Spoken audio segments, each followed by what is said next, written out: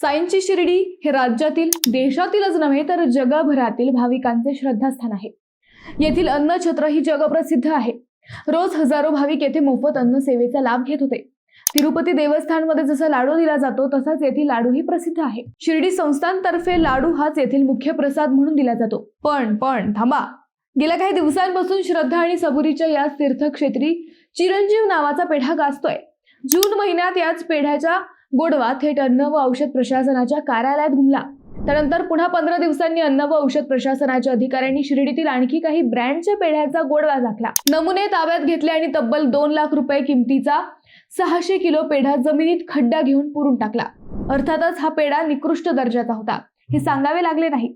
गेल्या कित्येक वर्षांपासून भाविकांच्या आरोग्याशी सुरू असलेला खेळ आता कुठे एफडीएच्या नजरेस पडलाय। एफडीए आतापर्यंत झोपलं होतं का हा प्रश्न निराळा, परंतु हे सगळं किती धक्कादायक आहे या चर्चा आता या कारवाईनंतर सुरू झाल्या। शिर्डीतला चिरंजीव पेढ्यांचा इतिहास तर याहून भयंकर। आता शिर्डीतला या पेढ्यांचा गोरख धंदा नेमका काय आणि धाडीत काय हाती लागलंय हाच विषय आज आपण समजून घेऊयात। नमस्कार, मी अद्वैता आणि आपण पाहत आहात अहिल्यानगर लाईव्ह 24, नगरी घडामोडींचं परफेक्ट अनालिसिस।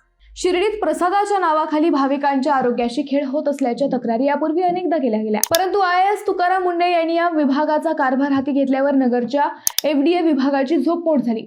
8 व 9 जूनला या पथकानं शिर्डीतील पेढ्यांच्या दुकानांवर छापे टाकले। काही दुकानातील माल ताब्यात घेतला।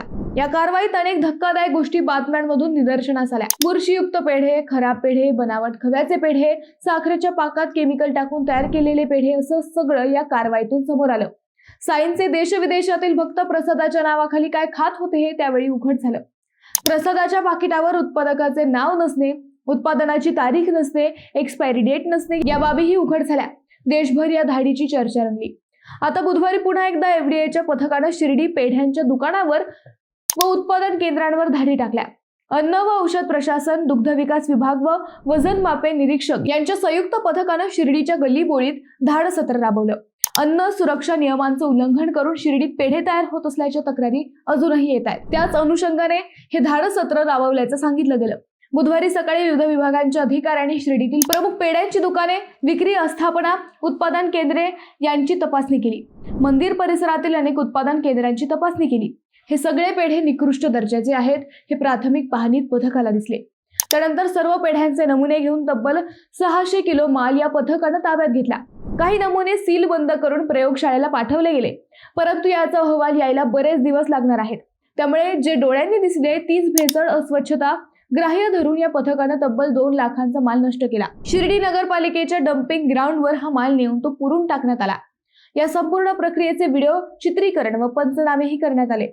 अचानक झालेल्या या कारवाईनंतर पेढा उत्पादक व मिठाई व्यावसायिकांमध्ये खळबळ उडाली। तपासणी सुरू झाल्याचे कळताच काहींनी तातडीने हालचाली करत काहीतरी काळबेरही केलं।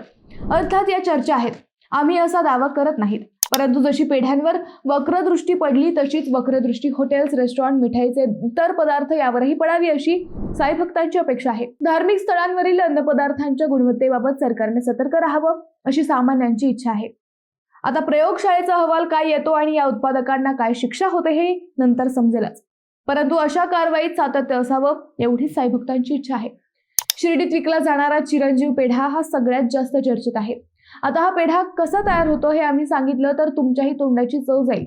दुकानांमध्ये विकले जाणारे पेढे जास्त दिवस तसेच राहिले तर ते खराब होतात किंवा कडक होतात। या पेढ्यांवर बुरशी येते, मग हेच पेढे दुकानदार पुन्हा उत्पादकांकडे पाठवतात। अर्थात माल खरेदी करतानाच हा अलिखित करार झालेला असतो। माल विकला गेला नाही तर विशिष्ट दिवसात उत्पादक तो परत घेतात तेव्हा ते 100% खराब झालेलाच असतो। मग याच खराब झालेल्या पेढ्यांचा नवा प्रवास सुरू होतो। या पेढ्यांचा भुगा केला जातो, तो कुटला जातो, मग जे मिश्रण तयार होते त्यात नवी साखर, नवा खवा आणि दूध व पाणी घालून त्याची पेस्ट केली जाते। ही पेस्ट गरम करतात, मग ते गरम झाल्यावर पुन्हा मशीन मध्ये घालून किंवा हातातून फेटून त्यापासून पेढे तयार केले जातात। म्हणजेच एकदा केलेला पेढा मरत नाही, तो पुन्हा नवा जन्म घेतो। याला चिरंजीव पेढा म्हणले जाते। काय चिरंजीव शब्दाचा अर्थ समजला ना? आता हाच पेढा गेली कित्येक वर्षे शिर्डीत आकर्षक लेबल लावून विकला जात होता असा आरोप आहे। हे पेढे खाण्यात अत्यंत अपायकारक आहेत असं एफडीएचं म्हणणं आहे। अगदी 100 ते 200 रुपये किलोला हा चिरंजीव पेढा विकून आरोग्याशी खेळ केला जात होता। या पेढ्यावर पहिलं धाडसत्र 9 जूनला व दुसरं धाडसत्र 24 जूनला पडलं। आता त्याचा अहवाल आल्यावर आरोग्याशी खेळणाऱ्या महाभागांवर कारवाई होईल अशी आपण अपेक्षा करूयात। मित्रांनो, या सगळ्या धक्कादायक खेळाबद्दल तुम्हाला काय वाटतं?